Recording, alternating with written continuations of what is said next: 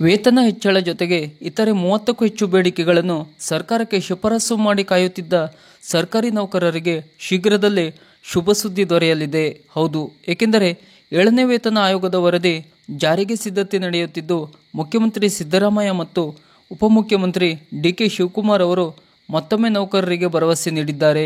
ಈಗಾಗಲೇ ಲೋಕಸಭಾ ಚುನಾವಣಾ ಮುಗಿದಿದ್ದು, ನೀತಿ ಸಂಹಿತೆ ಕೂಡ ವಾಪಸ್ ಪಡೆಯಲಾಗಿದೆ. ಹಾಗಾಗಿ ಕಳೆದೆರಡು ತಿಂಗಳ ಹಿಂದೆ ಸಲ್ಲಿಕೆಯಾಗಿದ್ದ 7ನೇ ವೇತನ ಆಯೋಗದ ಬೇಡಿಕೆ ಶೀಘ್ರದಲ್ಲೇ ಜಾರಿಗೆ ತರುವ ಎಲ್ಲ ನಿರೀಕ್ಷಣೆ ಇದೆ.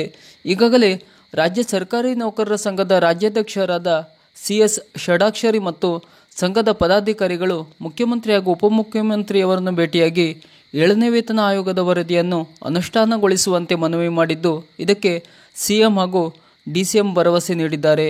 ಈ ಹಿಂದೆ ಅಂದರೆ ಮಾರ್ಚ್ 16ರಂದು 7ನೇ ವೇತನ ಆಯೋಗದ ವರದಿಯನ್ನು ಸುಧಾಕರ್ ರಾವ್ ನೇತೃತ್ವದಲ್ಲಿ ಮುಖ್ಯಮಂತ್ರಿಯವರಿಗೆ ಸಲ್ಲಿಕೆಯಾಗಿತ್ತು. ಆಯೋಗದ ವರದಿ ಉಲ್ಲೇಖ ಶೇಕಡಾ 27.5ರಷ್ಟು ಮೂಲ ವೇತನ ಹೆಚ್ಚಳ, ಕನಿಷ್ಠ ವೇತನ 17,000 ರೂಪಾಯಿನಿಂದ 27,000 ರೂಪಾಯಿಗೆ ಹೆಚ್ಚಿಸುವಂತೆ, ಜೊತೆಗೆ ತುಟ್ಟಿ ಭತ್ಯೆ, ಪಿಂಚಣಿ ಸೇರಿದಂತೆ 30ಕ್ಕೂ ಹೆಚ್ಚು ವಿವಿಧ ಬೇಡಿಕೆಗಳನ್ನು ಜಾರಿಗೊಳಿಸುವಂತೆ ಮನವಿ ಸಲ್ಲಿಸಲಾಗಿತ್ತು. ಇದಕ್ಕೆ ಸಿಎಂ ಹಣಕಾಸು ಇಲಾಖೆಯ ಜೊತೆ ಚರ್ಚಿಸಿ ಈ ಬಗ್ಗೆ ಕ್ರಮ ಕೈಗೊಳ್ಳಲಾಗುವುದು ಎಂಬ ಭರವಸೆ ನೀಡಿದ್ದರು.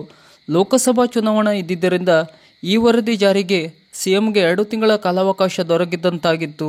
ಈಗ ಚುನಾವಣಾ ಮುಗಿದಿದ್ದು, ಆಯೋಗದ ವರದಿ ಅನುಷ್ಠಾನಗೊಳಿಸಬೇಕಾದುದು ಸಿಎಂ ಮುಂದಿದ್ದು, ಶೀಘ್ರದಲ್ಲೇ ನೌಕರರಿಗೆ ಶುಭ ಸುದ್ದಿ ನೀಡಲಿದ್ದಾರೆ ಎನ್ನಲಾಗುತ್ತಿದೆ. ಸರ್ಕಾರದ ಈ ಥರದ ಇನ್ನಷ್ಟು ಮಾಹಿತಿಗಳಿಗಾಗಿ ನಮ್ಮ ಚಾನಲನ್ನು ಸಬ್ಸ್ಕ್ರೈಬ್ ಮಾಡಿ. ನಮಸ್ಕಾರ.